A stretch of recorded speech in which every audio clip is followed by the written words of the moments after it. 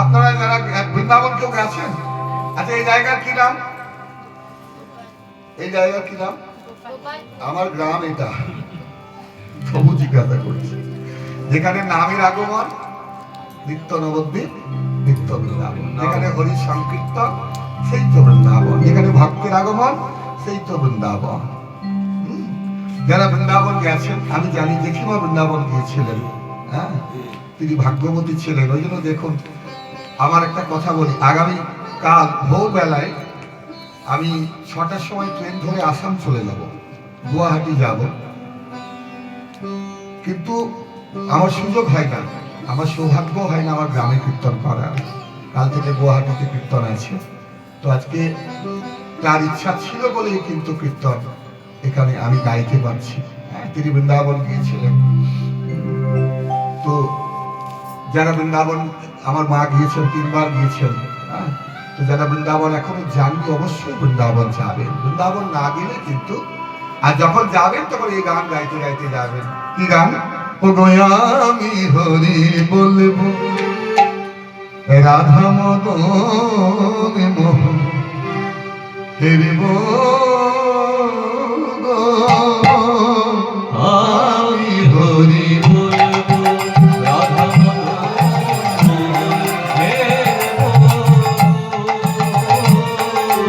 আমি হরি বলবো, রাধা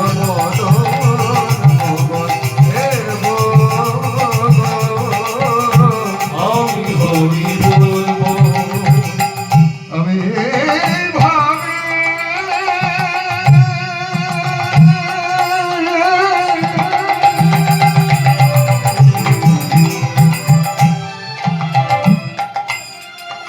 ওই ব্রতের পথে চলিব,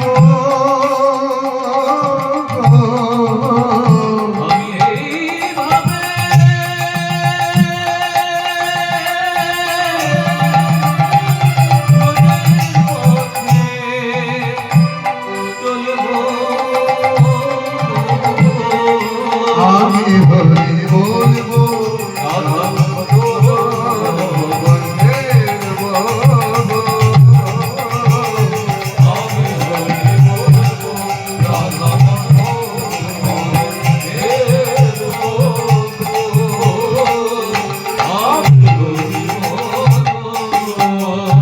আমি যাব গো ব্রজেন্দ্রপুর,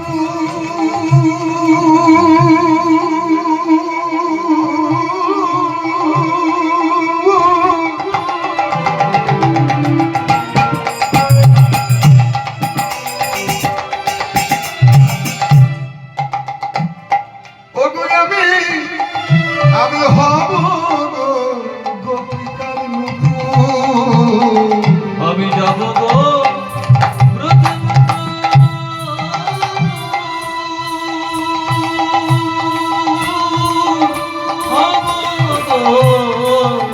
গোপিকার নুপুর, যাব গো ব্রজেন্দ্রপুর,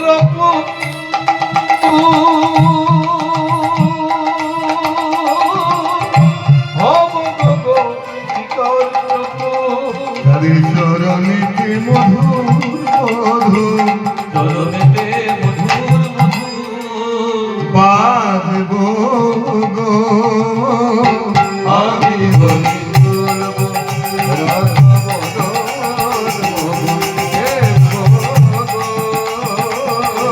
আমি হরি বলবো, রাধা মদন মোহন হেরিব, আমি হরি বলবো। এলো বিহারের একটা প্রত্যন্ত গ্রামে, বাংলার পর বিহার, তারপর উত্তরপ্রদেশ। তো সে বিহারের গ্রামে এসে ধুধু মাঠ, ফাঁকা মাঠ, রাজার ছেলে তো এত অভ্যেস নেই, অজ্ঞান হয়ে পড়েছে। ক্লান্ত পরিশ্রান্ত ক্ষুধার্ত দেহ, কিন্তু তীব্র বৈরাগ্য। মহাপ্রভুর সেই কৃষ্ণ প্রেমের প্রগাঢ় অনুরাগের কারণে বৃন্দাবনের মধ্যে ঝড়ের বেগে অজ্ঞান হয়ে পড়ছে। আর সেই স্বপ্নের মধ্যে অজ্ঞান অবস্থায় দেখলেন কি একজন ব্রাহ্মণ তাকে দুগ্ধ পান করাতে এলো। এই দীর্ঘ লম্বা, এক হাতে ফুলের সাজি, এক হাতে দুধের বাটি। নরোত্তম, কে? আমি ব্রাহ্মণ, তোমার জন্য দুধ এনেছি, দুধটা খাও। নরোত্তমের প্রশ্ন দেখো। নরোত্তম বলছে, আচ্ছা আমার নাম যে নরোত্তম, আপনি কি করে জানবেন? তাছাড়া দুধ দুধ খেতে পারবো না। সেই ঠাকুর মশাই বললেন, দেখো বাবা, আমি জ্যোতিষী, তো ওই জন্য জ্যোতিষের কারণে আমি জ্যোতিষ জানি বলে আমি তোমার নাম জানতে পেরেছি। কিন্তু তুমি দুধ খাবে না কেন? আমি জানি তুমি যাকে পাওয়ার জন্য চলেছ বৃন্দাবনে, সেই মহাপ্রভু কি করেছিলেন ব্রাহ্মণের সম্মানার্থে? যখন মহাপ্রভু গয়াধামে বিষ্ণু চরণে পিণ্ডদান করতে গেলেন, এমন তার জ্বর হলো, জ্বর আর ভালো হয় না। সেটা মহাপ্রভু নিজে বলেছিলেন, একজন নিষ্ঠাবান পবিত্র ব্রাহ্মণের চরণামৃত তোমাকে খাওয়াতে হবে, তাহলে আমার রোগ ভালো হবে। সেই রকম নিষ্ঠাবান পবিত্র ব্রাহ্মণের চরণামৃত খাওয়ার পর মহাপ্রভুর জ্বর ভালো হয়েছিল। তা ব্রাহ্মণের সম্মানার্থে মহাপ্রভু এতটা যদি করতে পারেন, তুমি তার সেবক হয়ে, তুমি তার আজ্ঞা বাহক হয়ে তোমার জন্য আমি চরণামৃত নিয়ে এসেছি। বাবা, একটু চরণামৃত খাবে না? দিন আমায় চরণামৃত দিন, আপনি খুব কষ্ট পেয়েছেন। যখন দুধটা খেলো, এই দুধটা অমৃত। রাজশাহীর যত ভালো ভালো গরু আছে, সব গরুর দুধ আমি খেয়েছি, কিন্তু এত সুমিষ্ট যেন অমৃতের স্বাদ। সব ক্লান্তি দূরীভূত হয়ে গেল। ঠাকুর মশাই, আপনি আমাকে আশীর্বাদ করুন, আমি যেন বৃন্দাবনে গিয়ে রাধা স্বামীর কৃপা প্রাপ্ত হতে পারি, যেন মহাপ্রভুর সেবা করতে পারি। এরপরে যখন ধ্যান ভেঙে গেল, অজ্ঞান অবস্থা থেকে চৈতন্য ফিরে পেল, জ্ঞান ফিরে পেল, তখন দেখছি কেউ কোথাও নেই। ধুধু মাঠ, শুধু ধুলোর মধ্যে চরণের চিহ্ন রয়েছে। ওই চরণ চিহ্নের মধ্যে গড়াগড়ি দিয়ে আবার বৃন্দাবনের পথে, বৃন্দাবনের রাধা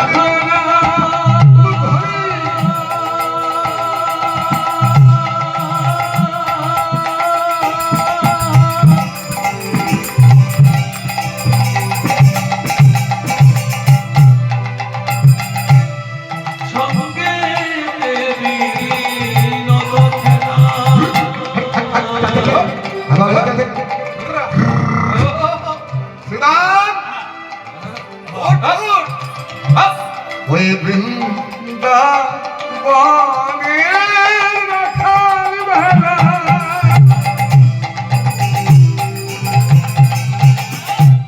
ওগো সঙ্গেতে রাখাল বেলা, বৃন্দাবনে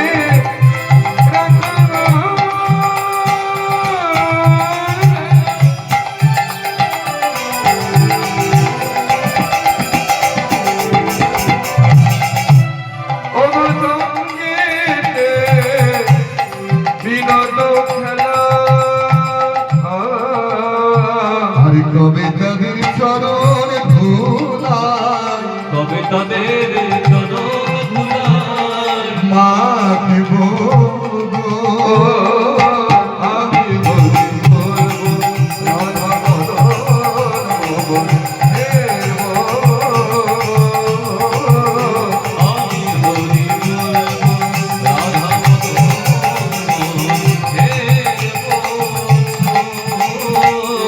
আমি হরি রাধা বিহারের পর উত্তরপ্রদেশ, গুজরাট ঘাট। আগেকার আমাদের চৈতন্য চরিতামৃতের বর্ণনা অনুযায়ী আমি গাইছি গুজরাট ঘাট, সেই জায়গাটা। গুজরাট ঘাটে এসে হেলান দিয়ে, তখন কিন্তু সড়ক পথ ছিল না, কোনো ট্রেন পথ ছিল না, হেলান দিয়ে বসে আছে, ঘুমিয়ে পড়ল। সেই জীবনের মধ্যে দেখলো রূপ সনাতন তাকে দর্শন দিলেন। এই দীর্ঘ লম্বা, হাতের মধ্যে জপের মালা, দ্বাদশ মন্দির অঙ্কিত তিলক, মণ্ডিত মস্তক, নরোত্তম বলে আপনারা কে? সে ঝিমুনিতে, জ্ঞান তো নয়, অজ্ঞান তো। কে? বলে আমরা রূপ এবং সনাতন। আপনারা রূপ সনাতন? জয় রূপ সনাতন ভট্ট রঘুনাথ শ্রী গোপাল ভট্ট দাস রঘুনাথ, এই 6 গোসাইর করি চরণ বন্ধন, যাহা হইতে দিব্যনাশ অনিষ্ট পুরাণ। আপনারা সেই রূপ সনাতন? প্রণাম করি, আশীর্বাদ করুন যেন কৃষ্ণ কৃপা লাভ হয়। নরোত্তম, তুমি তো ভাগ্যবান বাবা, আমাদের অফুরন্ত আশীর্বাদ, আমাদের বুক ভরা আশীর্বাদ তোমার উপরে আছে, আর তুমি তো কত বড় ভাগ্যবান। হ্যাঁ, শোনো, বৃন্দাবনে তুমি আমাদেরকে দেখতে পাবে না, কারণ আমরা দেহত্যাগ করেছি, ইহ জগতের মায়া কাটিয়ে সেই অপ্রাকৃত জগতে আমরা চলে গেছি। তবে আমাদের ভাইপো জীব গোস্বামী বৃন্দাবনের এখন আচার্য, তুমি তার তত্ত্বাবধানে বৃন্দাবনে যাও, সেই তোমাকে সেবার অধিকার দেবে। ব্যাস, রূপ সনাতনকে প্রণাম যখন করলো, তারপরে আবার সেই প্রকৃতস্থ অবস্থা, অপ্রকৃতস্থ থেকে প্রকৃতস্থ হলো। চৈতন্য যেই না ফিরে পেল, দেখলো কেউ কোথাও নেই, ধুলোর মধ্যে চরণ ছিল। আমি গড়াগড়ি দিলেন বৈষ্ণবের চরণ ছিল। তবে দেহ অন্তিম কালে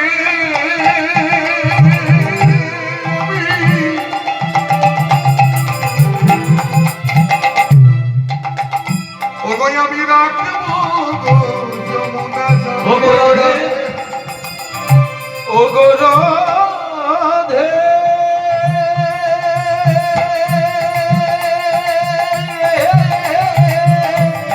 রাধে গো,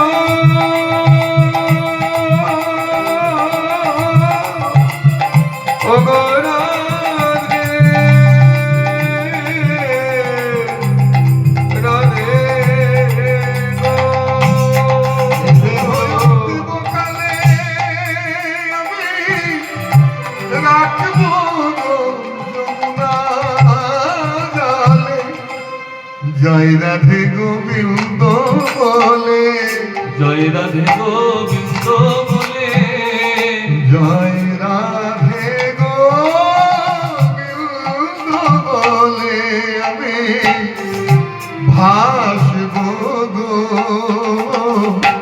আমি হরি বলবো। কহে নরোত্তম দাস। আমার তো হাতে পাবে, কারণ তুমি যদি না লিখতেন তাহলে এই গানগুলো আমরা পেতাম না। না পুরিল অভিলাষ, কহে নরোত্তম নাম, আমার নাম পুরিল অভিলাষ। বলো আর কবে ব্রজেবা, আর কবে ব্রজেবা আমি করিব গো, আমি হরি বলবো। রাধা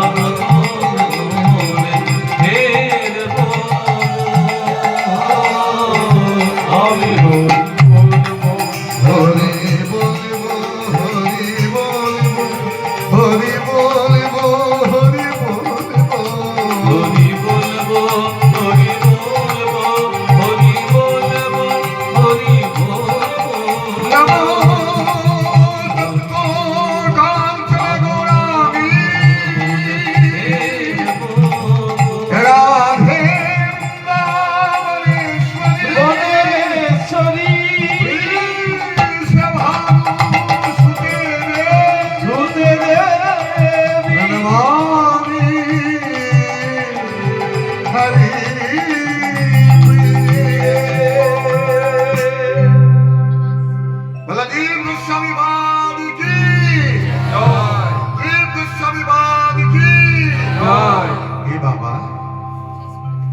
বলে আমার নাম নরোত্তম। আমাদের বাংলাতে এক রাজা ছিলেন নরোত্তম, আছে না? বৃন্দাবনে পৌঁছে গেছে। বলে হ্যাঁ হ্যাঁ, আমি সেই রাজা ছিলাম। আচ্ছা আচ্ছা নরোত্তম, এই কে আছিস রে? একটা ভালো আসন পেতে দে, একটু ভালো করে প্রসাদ দেবে দে। আচ্ছা প্রভু, আপনি আমাকে এত সম্মান কেন দিচ্ছেন? বলি তুই জানিস না বাবা, মহাপ্রভু তোর জন্য প্রেম সঞ্চিত করেছিলেন পদ্মার জলে, সেই প্রেম রত্ন তুই পেয়েছিস। দ্বিতীয় কথা, নিত্যানন্দের কৃপায় তুই গৃহত্যাগ করেছিস। তৃতীয় কথা, বিহারের প্রত্যন্ত গ্রামে তুই যখন অজ্ঞান হয়ে পড়েছিলি, যে ব্রাহ্মণ তোকে দুগ্ধ পান করিয়ে শক্তি সঞ্চার করেছিল, তুই তাকে জানিস না বাবা, সেকে জানিস? তুই কত বড় ভাগ্যবান। সে হচ্ছে তো আমাদের সবার আরাধ্য, আমাদের সবার আরাধ্য সচিনন্দন প্রাণ গৌর হরি। গৌর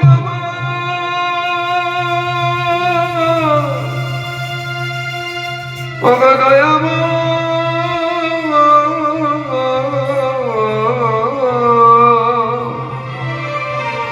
গো গো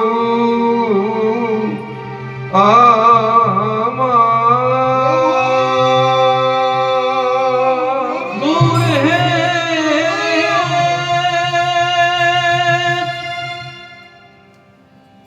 আমি তোমাকে চিনতে পারলাম না মহাপ্রভু।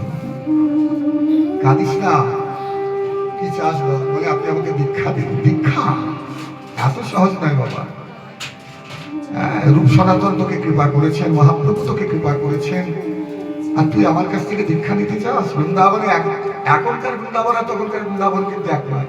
আজ থেকে প্রায় 650 বছর আগেকার কথা বলছি আমি। তখন বৃন্দাবন ঘন জঙ্গল, বাঘ, সিংহ, সব হিংস্র জন্তু জানোয়ার। খুব উঠিয়ার মধ্যে খুব কষ্টে থাকতেন বাবাজি বৈষ্ণবরা বাংলার থেকে গিয়ে। সেই নরোত্তম জীব গোস্বামী চরণ ধরেছে, বলে আমি তোকে দীক্ষা দিতে পারবো না, একজনই দীক্ষা দিতে পারে। সে হচ্ছে তিনি প্রমোদ বনে থাকেন। প্রমোদ বনে একটা কুণ্ড আছে যার নাম মুরারি কুণ্ড। সেই কুণ্ডে এক বাবাজি থাকেন। নবদ্বীপ থেকে দুজন গিয়েছিলেন প্রথম বৃন্দাবন। মহাপ্রভু 1514-তে গিয়েছিলেন, 1515-তে, আর মহাপ্রভু সন্ন্যাস 1510-এ। মহাপ্রভু সন্ন্যাস 1510, 1486-তে জন্ম, 1510 আর 1515-তে মহাপ্রভু বৃন্দাবন। তারও আগে বুদ্ধিমন্ত খান এবং লোকনাথ প্রভু গিয়েছিলেন। প্রাচীন বৈষ্ণব, গলার মধ্যে তার শালগ্রাম। যদি কেউ কিছু দেয়, কোনো ক্ষীর, কোনো মাঠা, কোনো অন্য রুটি, সেটাতেই সারাদিন চলে যায়। আর তাছাড়া কৃষ্ণ নামের মধ্যে থাকে। নরোত্তমজি তার কাছে যা আসে, সে কাউকে দীক্ষা দেয় না। যদি কৃপা করে দীক্ষা দেয়, তাহলে তো রাধারানীর কৃপা প্রাপ্তি হয়ে যাবে। নরোত্তম একদম তার কাছে দেরি না করে চলে গেল। তিনি জপ করছেন, জপের মালা নিয়ে। নরোত্তম দিয়ে প্রণাম করলো, লোকনাথ প্রভু কি কে বাবা? স্পর্ধা তো তোমার কম না। বৃন্দাবনের মাটিতে এসে তুমি আমার নাম ধরে জয় দিচ্ছ। কে তুই? কে তুই? সে বলল, আমি রাজার ছেলে নরোত্তম। তো রাজার ছেলে তো এখানে কেন? রাজার ছেলে এখানে কেন? বলে আপনি কৃপা করে আমাকে দীক্ষা দিন। দীক্ষা? ওরে বাবা, কি বলি দেখো, আমি দীক্ষা তোকে দিতে পারবো না। বলে কেন? কেন দেবেন না? বলে দীক্ষা কেন দেবো না জানিস? আমি সারা জীবন বৃন্দাবনে যে কারণে বসে আছি না, যে জপ তপ করছি, আমার সঞ্চিত সমস্ত জপ তপের যে পুণ্য ফল, সেটা তোকে দান করতে হবে। আর 2 নম্বর কথা হচ্ছে, তুই আমার সেবা করতে, তোর কাছে আমাকে ঋণী হতে হবে। আমি তো জেনে বুঝে পাঠ করতে পারবো না। নরোত্তম চিন্তা করলে, এই হচ্ছে প্রকৃত গুরু। যে সহজেই দীক্ষা দেয় সে কিন্তু গুরু নয়, যে চাইলেও দীক্ষা দেয় না সেই প্রকৃত গুরু। আপনি আমাকে কৃপা করে দীক্ষা দিন।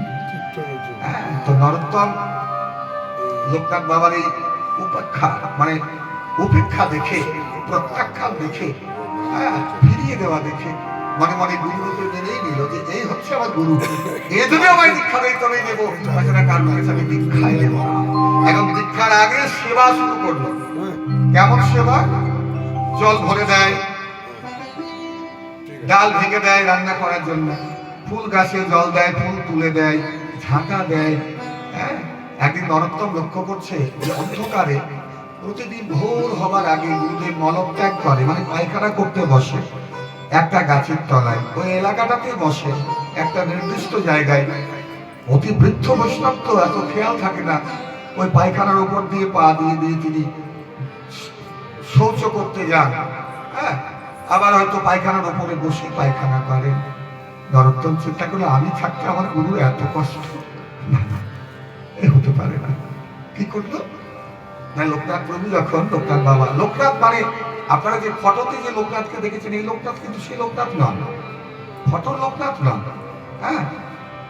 ইনি একজন, যিনি নবদ্বীপবাসী, যিনি চৈতন্য চরিতামৃতে যিনি যখন রচনা হলো কৃষ্ণদাস কবিরাজ গোস্বামী রচনা করেছিলেন, ৭৫টা গ্রন্থ থেকে ধার করে তিনি লিখেছিলেন, তখন লোকনাথ বলেছিলেন যে আমার যেন কোনো উল্লেখ না থাকে চরিতামৃতে, আমি কিন্তু প্রচার মাধ্যমের মধ্যে নিজেকে রাখতে চাই না, আমি গোপনে ভজন করতে চাই।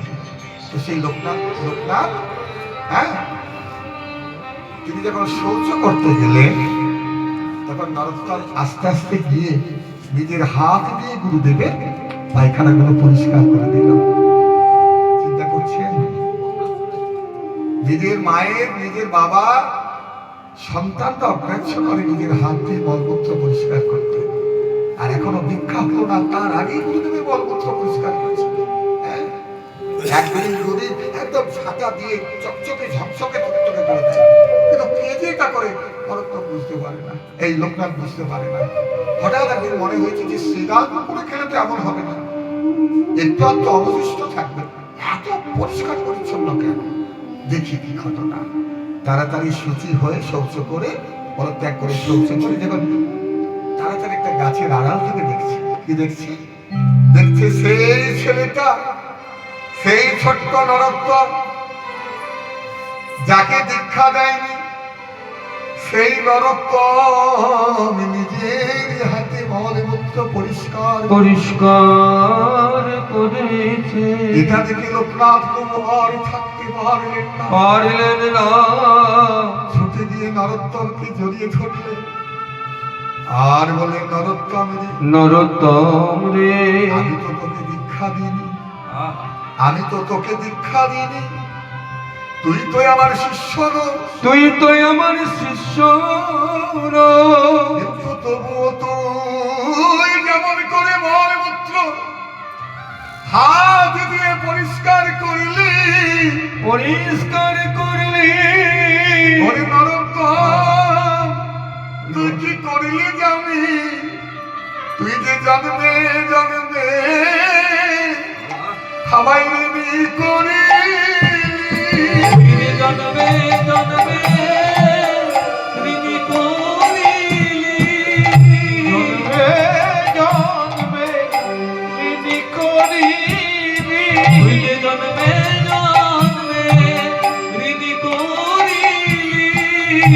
একটা কথা বলি, যদি কাউকে দিয়ে কেউ সেবা করায় তাহলে যে সেবক সেব্য কিন্তু তার কাছে ঋণী হয়ে যায়, এটা মনে রাখতে হবে। অকারণে সেবা করানোর চেষ্টা কিন্তু করা উচিত নয়। আপনি অসুস্থ ব্যক্তিকে সেবা করুন, তাতে ক্ষতি নেই, কিন্তু আপনি সুস্থ শুধু আরাম করার জন্য কাউকে সেবা করালেন, আপনি যার সেবা করলেন সেই মানুষটি ওই যে সেবা করলো তার কাছে ঋণী হয়ে গেল। নিজের হাতে পরিষ্কার করে তুই রাজা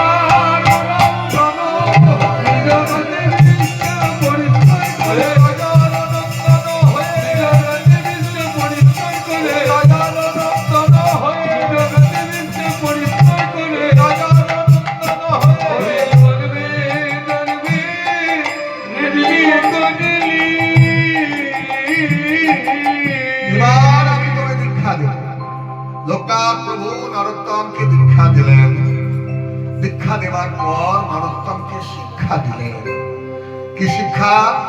না, আমি তোকে ভজন তত্ত্ব শিক্ষা দিলাম বৃন্দাবনে, তুই মনে রাখবি, তুই বৃন্দাবনের একজন বালিকা, তোর চলা বলা সবকিছু যেন মেয়েদের মতো হয়, গোপী ভাব যেন বৃন্দাবনে সদা থাকে, প্রথম কথা।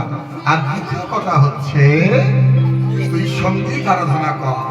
নরোত্তম সোজা চলে গেল মাকে বিহারী মন্দিরের যিনি প্রতিষ্ঠাতা হরিদাস স্বামী, তার কাছ থেকে শাস্ত্রীয় সঙ্গীত শিক্ষা করতে। হরিদাস স্বামী তার প্রধান শিষ্য হচ্ছে তানসেন, তানসেনকে শিক্ষা দিয়েছিলেন, তার পরবর্তীকালে নরোত্তমকে শিক্ষা দিয়েছিলেন। তা সেই নরোত্তম যখন গিয়ে বললো যে আপনি বিবাহ করে আমাকে শাস্ত্রীয় সঙ্গীত শিক্ষা গেল, কারণ গান বাজনা করতে গেলে শাস্ত্রীয় সঙ্গীত প্রয়োজন। ক্লাসিক্যাল মিউজিক ছাড়া কিন্তু কোনো সঙ্গীত হবে না, যথার্থ হবে না, গান হবে কিন্তু যথার্থ গান হবে না। খুব আনন্দ হরিদাস বাণী যে এত বড় একজন সিদ্ধ বৈষ্ণব আমার কাছ থেকে তারপরে ওই লোকনাথ প্রভু শিষ্য সারা বৃন্দাবনে প্রচার হয়ে গেল যে লোকনাথ কাউকে দীক্ষা দেয় না, অথচ নরোত্তমকে দেখে দীক্ষা দিয়েছে। অতি সহজেই শাস্ত্রীয় সঙ্গীত শিক্ষা দিতে লাগলেন। ধরতানপুর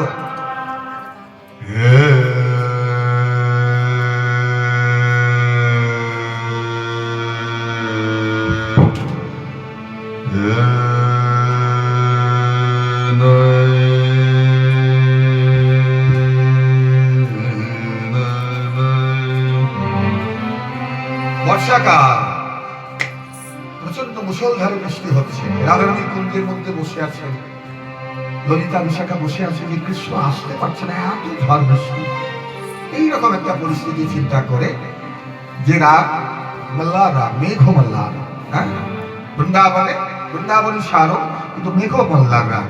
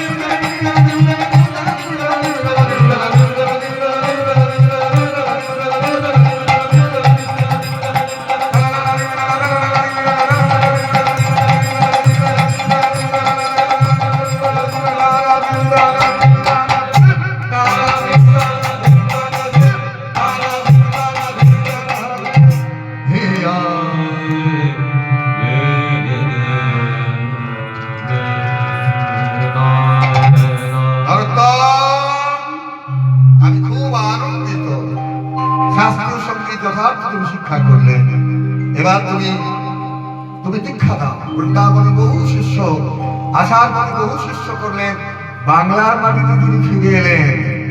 আর বাংলার মাটিতে ফিরে এসে হ্যাঁ কত সুন্দর সুন্দর গান গাচ্ছেন। এবারে একদম লীলার শেষে চলে এলাম আমি, এবারে মিলনে রাখবো আমি। নরোত্তম চলে এলেন বাংলার মাটিতে। আর বাংলার মাটিতে এতটুকু বাংলাদেশে আর ভারতের কোনো ভাগ ছিল না। নরোত্তমের বাড়িটা কোথায় বলেছিলাম? রাজশাহী জেলার কোন গ্রাম? বাহ, কি খিচুড়ি! খেজুরি গ্রাম। এটাই কিন্তু গুরুত্বপূর্ণ বিষয়। অনেকে আমি দেখি কীর্তন শোনে কিন্তু কেউ কিছু বলতেই পারে না। হ্যাঁ, গান শোনে আর যখন যায় তখন ঝোলা ছেড়ে চলে যায়। নয়, একদম আসল পূর্ণ করে দিতে হবে, হৃদয় পূর্ণ করে। নরোত্তম এলেন তার নিজের বাড়িতে যখন এলেন তখন তার ভাই সন্তোষ, হ্যাঁ তার কাকার ছেলে, সে তখন রাজা হয়েছে। দাদাকে দেখে সিংহাসন ছেড়েছে। দাদা, এই সিংহাসন তো তোমার, তুমি বসো। দাদা বলে, আরে ভাই তুই কি ভেবেছিস আমি তোর কাছ থেকে জমিদারি ভাগ চাইতে এসেছি? না না, আমি এখানে একটা মহোৎসব করবো। মহোৎসব বলতে বৈষ্ণব ধর্ম সম্মেলন, তুই তার কিছু ব্যবস্থা কর। বলে, তুমি কি চাও বলো? বলে, বিরাট আয়োজন করতে হবে, এটাই তোর কাছে আমার চাওয়া। বিরাট আয়োজন হলো, সেখানে রাধা কৃষ্ণ যুগল হলো, নিতাই গৌর যুগল করানো হলো। নিত্যানন্দের স্ত্রী জাহ্নবী গিয়েছিলেন, শ্রীনিবাস আচার্য প্রভু গিয়েছিলেন, গৌরীদাস পণ্ডিত আদি দ্বাদশ গোপাল সেখানে, বাংলা এপার ওপার, এমনকি ত্রিপুরা আসাম থেকেও, বৃন্দাবন থেকে বহু ভক্ত বৈষ্ণব এসেছিলেন সেই ঐতিহাসিক সম্মেলন, হেতুরির ধর্ম সম্মেলন, যেখানে গৌর চন্দ্রিকার প্রবর্তন করা হয়। যে কোনো বৃন্দাবন লীলা গাইবার আগে নৌকা বিলাস, রাস, গান, এসব যত লীলা আছে সেগুলো গাইবার আগে কি গাইতে হবে? গৌর চন্দ্রিকা গাইতে হবে। এই গৌর চন্দ্রিকাটাই কিন্তু নরোত্তমের প্রবর্তিত।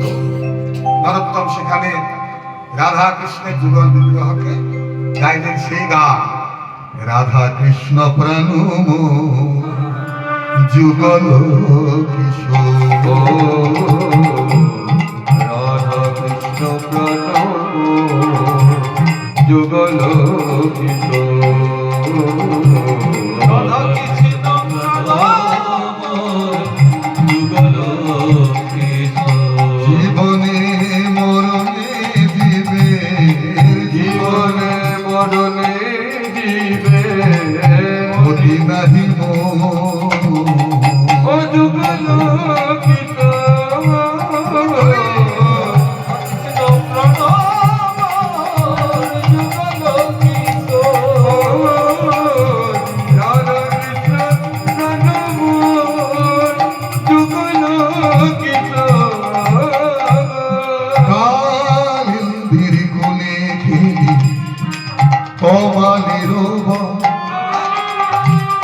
রতন বেদির পরে বসাবো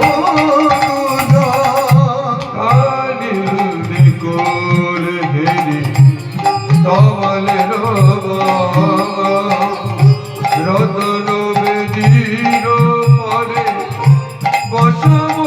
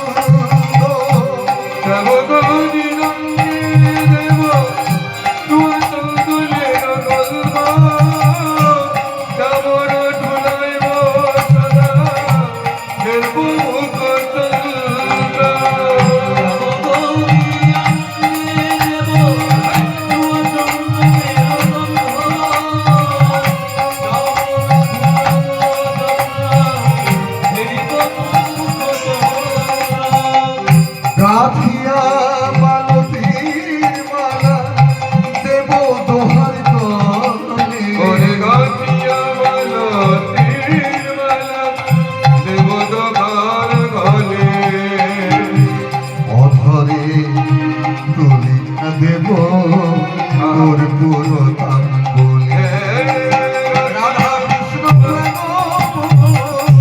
যুগল রাধা কৃষ্ণ প্রণব যুগল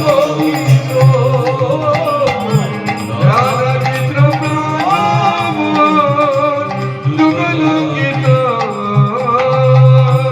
ললিতা বিশাখায় যত সখী বৃন্দ আজ্ঞায় করিব সেবা চরণ ললিতা বিশাখায়ানি যত সখী বৃন্দ আজ্ঞায় করিব সেবা চটুলার বৃন্দ শ্রীকৃষ্ণ চৈতন্য প্রভু দাসী অনুদান সেবায় অভিলাষ মাগে নরোত্তম কৃষ্ণ চৈতন্য প্রভু চন্দ্র হেমায় বিলাস মাগে নরোত্তম শ্রীকৃষ্ণ চৈতন্য দাসী অনুদান সেবায় অভিলাষ মাগে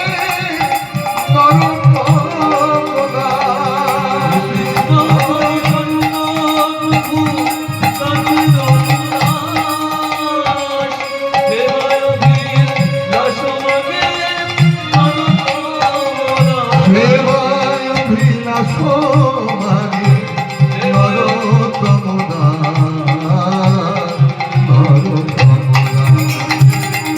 রাধা কৃষ্ণ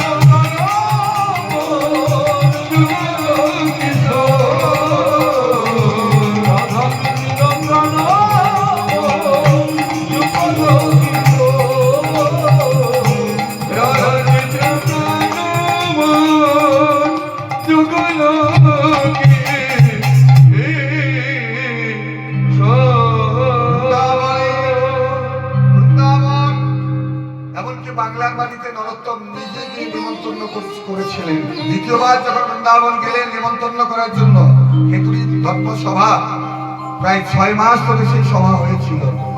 যখন দ্বিতীয়বার গিয়েছিলেন তখন তত্ত্বাবধানে কি একটা ঘটনা ঘটেছিল, খুব ছোট করে আপনাদেরকে বলি ঘটনাটা।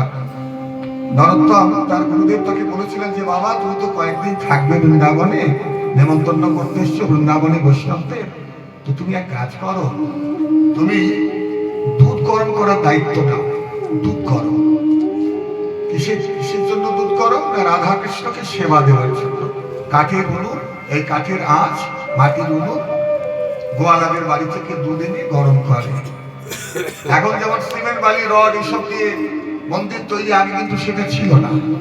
আগে ছিল ওই লতা পাতা দিয়ে ঘেরা। নেমন্তন্ন করতে গেছে নরোত্তম, হ্যাঁ, তো তখন কিন্তু ঠাকুর নাম হয়নি, নরোত্তম দাস ঠাকুর উপাধিটা। খেতুরি মহোৎসবের আয়োজন চলছে, নেমন্তন্ন করতে গেছে বাংলার বাড়ি থেকে, দিদির বাড়ি থেকে। তো সেই লতা পাতার ওই দিকটাতে এইদিকে দুধ গরম করছে আর ওই দিকটাতে মাঝখানে দেওয়াল, ওইদিকে নরোত্তম গধূলি বেলা দুধ গরম করতে করতে হঠাৎ শুনতে পেল যে নারী কণ্ঠের আওয়াজ। কান পেতেছে। এই কুঞ্জ মন্দিরের সময় সাঁঝের বেলা নারী কণ্ঠ থেকে আসছে, যে না কান পেতেছে অমনি দেখছে স্বয়ং রাধা রানী। আহা অহু ভাগ্য মহাভাগ্য, স্বয়ং রাধা রানী গোবিন্দকে মনের কথা বলছে। হ্যাঁ, কি বলছেন মনের কথা? চণ্ডীদাসের কথা বলি। আমাদের বীরভূম বড় ধন্য জানেন। আমি যেখানেই বাংলার বাইরে যাই, এই যে আসাম যাব কালকে, আমি গর্ব করে বলি যে বাংলায় আমার জন্ম এবং বীরভূমের মাটিতে জন্ম। আমি রাজনীতির দিকে যাচ্ছি না, কারণ রাজনীতি আমি পছন্দ করি না, রাজনীতির দিকেও থাকি না। আমার যেটা ছোট থেকে বিষয় আধ্যাত্মিকতা। বীরভূম ধন্য কেননা বীরভূমের মাটিতে যাদের আবির্ভাব, যাদের সাধন ক্ষেত্র, হ্যাঁ, এবং যাদের জন্ম, যেটা কোনো জায়গাতে হয়। ভারতবর্ষে এমন কোনো জায়গা নেই ভারতবর্ষে রাধাকৃষ্ণের লীলাস্থলী, নবদ্বীপে চৈতন্য মহাপ্রভু, এরা তো সবাই ভগবান। কিন্তু বীরভূমের মাটিতে এমন কিছু মানুষের আরাধনা, এমন কিছু মানুষের সাধন ক্ষেত্র, এখানে স্বয়ং বশিষ্ঠদেব, বামদেব এসেছেন, স্বয়ং মা তারা এখানে অষ্টাবক্র মুনি সাধন করেছেন, সাধন পীঠ। এখানে স্বয়ং জয়দেব গোস্বামী স্বরগর লখন্ডনাম মামসী রসমণ্ডনম দেহি পদবল্লভ উদারম, স্বয়ং জয়দেবের ডাকে স্বয়ং গোবিন্দ এসেছেন। ভগবান তো লীলা করেছেন বৃন্দাবনে নবদ্বীপে, কিন্তু স্বয়ং ভক্তির ডাকে ভগবান এখানে এসেছেন। চণ্ডীদাস বধু কি আর বলিব আমি। কান পেতেছে, নরোত্তম শুনছে, রাধারানীর মনের কথা বলছে। কাকে বলছে? গোবিন্দের চরণে। গোবিন্দ গরু চড়িয়ে এসেছে ঠিক সেই সময়টাতে। আচ্ছা, এই কান পাতা এটাকে কি বলে গোটা বাংলায়? হাড়ি পাতা। বাবা, এগুলো শাশুড়িরা বেশি করে। আমার জীবনে মরণে জনমে জনমে আমার প্রাণনাথ হয়ো তুমি, কি আর বলিব বধূ হে, কি আর বলিব আমি। বধূ তুমি সকলি জানো, বধূ গে তুমি তো আমার সকলি জানো, বধূ তুমি তো আমার সকলি জানো। অগয় দুঃখিনী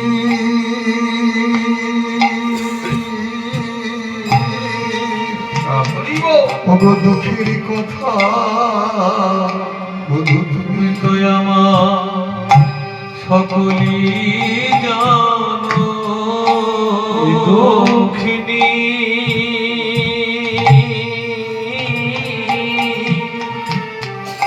দুঃখের কথা, তুমি তো আমার সকলি জানো। রাধারানীর দুঃখটা কোথায়? যুগায়িতং নিমিষে চক্ষুষা ভাবসায়িতং শূন্যাদিনা জগৎসর্বং গোবিন্দ বীর হের। কৃষ্ণকে এক পলক যদি না দেখে, নিমিক চোখের পাতা মারা, এখন বলছি পলক, যদি এক যুগ অনুভব হয় এবং কৃষ্ণকে না দেখার কারণে অবিরত নয়নাশ্র করিতে থাকে। চক্ষুষা ভাবসায়িতং শূন্যাদিনা জগৎসর্বং, সমস্ত জগৎ তার কাছে শূন্য বলে মনে হয়। গোবিন্দ বীর হের, গোবিন্দের বিরহ। তাহলে দুঃখটা কোথায়? আস্তে এমন জায়গাতে তার বাস। রাধারানীর শ্বশুর বাড়িটা কোথায়? শ্বশুর বাড়িটা কোথায় রাধারানীর জানো? যাব। শাশুড়ির নাম একটু জোরে বলুন না। শাশুড়ির নাম? হ্যাঁ, নিজের শাশুড়ির নাম না জানলেও জটিলা কুটিলা সবাই নাম জানে। ননদের নাম কুটিলা, স্বামীর নাম আয়ান ঘোষ। এত দুঃখ, এত কষ্ট। সেই রাধারানী সারাদিন গরু চড়িয়ে তোমার কাছে এলাম আর তুমি আমাকে দেখে যাচ্ছ। ওগোই আমার জীবনে মরণে জনমে জনমে প্রাণনাথ তুমি, আমার জীবনে মরণে জনমে জনমে প্রাণনাথ তুমি, কি আর বলিব বধূ রে, কি আর বলিব। কথা বলি ছাড়া কিন্তু কীর্তন নয়। যদি কোথাও কীর্তন শুনতে যান, তাহলে এই সমস্ত বৈষ্ণব সাহিত্যের আলোচনা যদি না হয়, জানবেন সেটা মানে লোকসঙ্গীত, মানুষকে মনোরঞ্জন করা যেতে পারে, কিন্তু কীর্তন নয়, তাতে গায়কের অপরাধ হয়, কারণ এটাই যথার্থ কীর্তন। তোমার শরণে আমার পরাণে বাঁধিল প্রেমে হাসি, সব সমর পিয়া এক মনে হইয়া আমি নিশ্চয় হইলাম দাসী গো। আমি সব সমর পিয়া এক মন হইয়া নিশ্চয় হইলাম দাসী গো, নিশ্চয় হইলাম দাসী। আমি বিনামূল্যে ভিখারি, বোধহয় আমি বিনা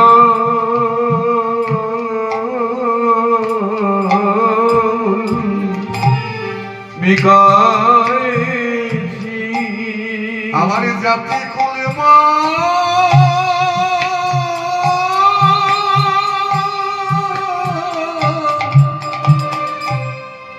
ওগো আমার জীবন যৌবন, আমি বিনামূল্যে ভিখারি।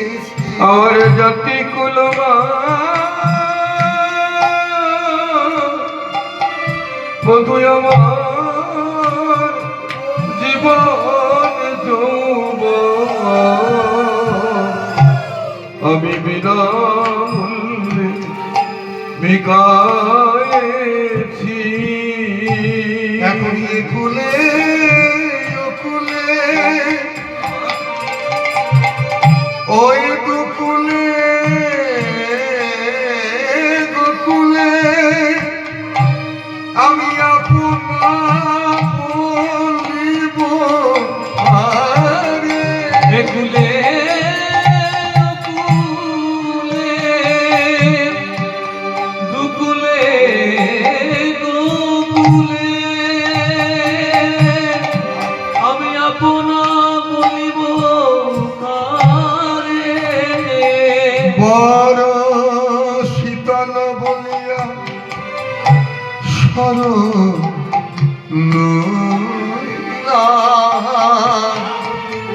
আমিও দুটি কোমল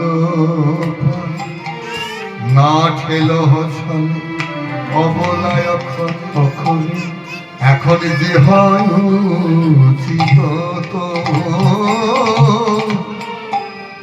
আমি ভাবিয়া দেখিল প্রাণনাথ বিনা গতি যে নাই। আমি ভাবিয়া দেখিল প্রাণনাথ বিনা গতি যে নাহি।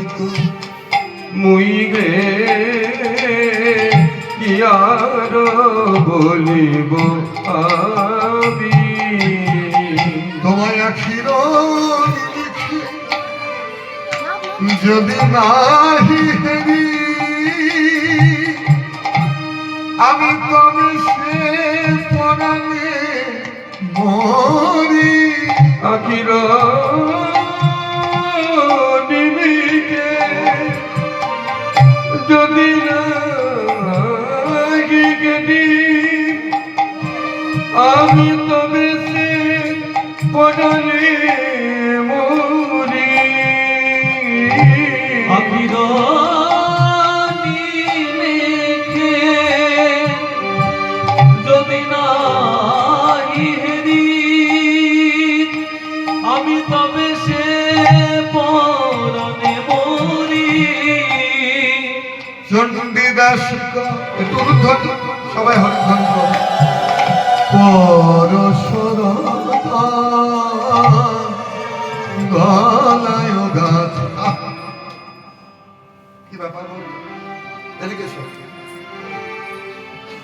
সারাদিন গরু চড়িয়ে, এদিকে তাকাও।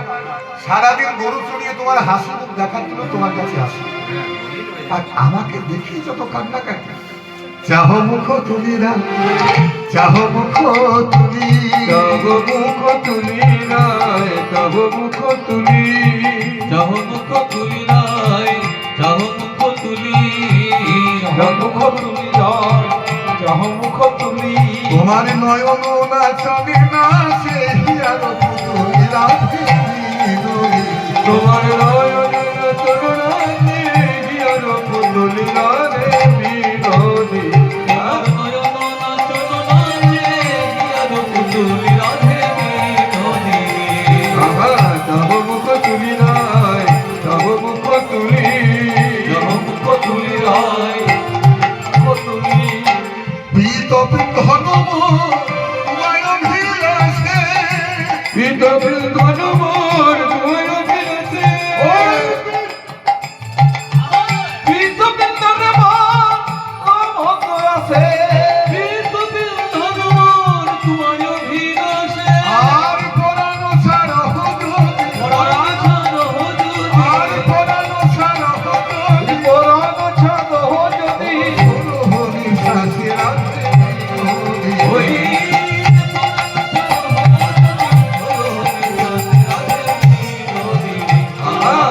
যাহ মুখ তুলি রায়, যাহ মুখ তুলি, যাহ মুখ তুলি রায়, যাহ মুখ তুলি। নয়ন নাচন নাচে, হিয়ার পুতুলি রাধে বিনোদী। এইভাবে রাধা গোবিন্দের কথাবার্তা যখন শুনছে নরোত্তম, দুধ গরম করছিল, দুধ সব পড়ে গেল।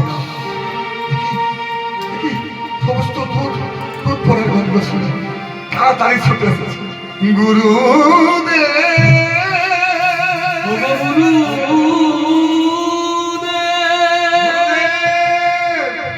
গুরুদেব, আপনি আমাকে এত বড় দায়িত্ব দিয়েছিলেন, সমস্ত দুধ যে পুড়ে গেছে। অন্তর্দৃষ্টি দিয়ে জীব গোস্বামী দর্শন করলেন, আর নরোত্তমকে বুকে জড়িয়ে ধরে বলেন, বাবা শোন, দুধ গরম করতে করতে দুধ কি আর শুধু শুধু পুড়েছে? কেন পুড়েছে? কাদের কথাবার্তা শুনতে গেছিলি তুই? কে কৃপা করে তোকে কথাবার্তা শুনিয়েছিল? শোন বাবা, এতদিন বৃন্দাবনে বাস করে যে সৌভাগ্য আমার হয়নি, তোর হয়েছে। দুধ গরম করছিস আর রাধা কৃষ্ণ কৃপা করে তাদের নিত্য লীলার মধ্যে তোকে প্রবেশ করিয়েছে। তাই উপযুক্ত সেবা করেছিস বলে, তুই আমার উপযুক্ত শিষ্য বলে আমি তোর উপাধি দিলাম। তুই ভগবানের যথার্থ সেবা করেছিস, ঠাকুর সেবা করেছিস, ওই জন্য তোর নাম ঠাকুর নরোত্তম। ঠাকুর নরোত্তম বৃন্দাবনে বৈষ্ণবদেরকে আমন্ত্রণ করে আবার নিজের বাড়িতে ফিরে এলেন। নিজের বাড়িতে ফিরে এসে বিরাট বড় যজ্ঞ করলেন, নাম যজ্ঞ। সেখানে মহাপ্রভুর আটন করা হলো, ভোগ রাগ আরতি ইত্যাদি ইত্যাদি সকল কিছু হলো। আর শেষে নরোত্তম তার কিছু সময় খারাপ এসেছিল, যখন তার বয়স বাড়লো, কিছু লোক তার বিরুদ্ধাচরণ করলো যে নরোত্তম ব্রাহ্মণ নয়, কিন্তু অব্রাহ্মণদেরকে দীক্ষা দেয়, ব্রাহ্মণদেরকে দীক্ষা দেয় অব্রাহ্মণ হয়ে। এতে নরোত্তমের কুৎসা উঠতে লাগলো। কিছু নিন্দুক মানুষ, পরশ্রী কাতর মানুষ, তো সেই নরোত্তম যখন ধ্যানের মধ্যে বসতেন, 15 দিন 1 মাস ধ্যান ভাঙতো না। তো সবাই ভাবতো যে নরোত্তমের এসব বুঝলো কি। এক সময় নরোত্তম শিষ্যদেরকে বলেছিলেন যে, বাবা আমার যখন দেহ থেকে প্রাণ যাবে, আমাকে পদ্মা নদীর জলে তোরা ভাসিয়ে দিস। তো সেই কাঠের 1 মাস ধ্যান ভাঙেনি। হ্যালো, 1 মাস ধ্যান যখন ভাঙেনি, তখন করেছে কি না, ওই ভেলার মধ্যে নরোত্তমের শরীরটাকে তুলে দিয়েছিল। আর শিষ্যরা, তার প্রধান শিষ্য ছিল গঙ্গারাম চক্রবর্তী। এখনো পর্যন্ত যদি জিয়াগঞ্জের ঘাটে যান, সেই নিমতলা ঘাট এখনো পর্যন্ত রয়েছে, যেখানে নরোত্তমের শরীরটাকে ভাসিয়ে দেওয়া হয়েছিল। আমি প্রতিবার সেখানে কীর্তন করি। অন্তত ওই অনুষ্ঠানটা মিস্ত্রি পাড়া জিয়াগঞ্জ, আজিমগঞ্জ জিয়াগঞ্জ ঘাটের কাছে একটা অনুষ্ঠান হয়, যেখানে প্রায় 20 বছরের বেশি আমি কীর্তন করছি। জ্যৈষ্ঠ মাসে 23 এবং 24 এই দুটি অনুষ্ঠান আমি প্রতিবার করে থাকি জিয়াগঞ্জে। তো সেই নরোত্তম যখন গঙ্গারাম চক্রবর্তী ইত্যাদি ভক্তরা যখন কেঁদেছিল, তাদের চোখের জল নরোত্তমের গায়ে পড়ায়। নরোত্তম কিন্তু আবার জেগে উঠেছিলেন, যে গুরুদেব আপনি জেগে উঠুন, আপনার মৃত্যু আমরা শুনতে পাচ্ছি না। এবং নরোত্তম জেগে ওই খেলার মধ্যে ভাসতে ভাসতে গিয়েছিলেন, আর গিয়েছিলেন কি, গৌরাঙ্গ বলিতে হবে পুলক শরীর, গৌরাঙ্গ বলিতে হবে পুলক শরীর, আমার হরি হরি বলিতে নয়নে ভবে ওই হরি হরি বলিতে নয়নে ববে আর তবে নিতাই জানি করুণা করিবে, আর কবে নিতাই রাধে করুণা করিবে, সংসার বাসনা মোর কবে তুচ্ছ হবে, ওই সংসার বাসনা মোর কবে তুচ্ছ হবে, সংসার বাসনা মোর কবে তুচ্ছ হবে, এই সংসার বাসনা মোর কবে তুচ্ছ হবে, ওই বিষয় ছাড়িয়া কবে শুদ্ধ হবে ও বিষয় ছাড়িয়া কবে শুদ্ধ হবে আর কবে হামুরাব সেই মধুর বৃন্দাবন, আর কবে গম ঘুরাবো সেই মধুর বৃন্দাবন, রূপ রঘুনাথ কবে হইবে আকুতি, রঘুনাথ পদে হইবে আকুতি, আর কবে হামু হেরব সেই পদকীর্তি, ওই কবে গম ঘুরাবো সেই যুগল প্রীতি, আর রূপ রঘুনাথ কবে রঘুনাথ, রঘুনাথ পদে রঘুনাথ, প্রার্থনা করো সদাই নরক কমনা, প্রার্থনা কর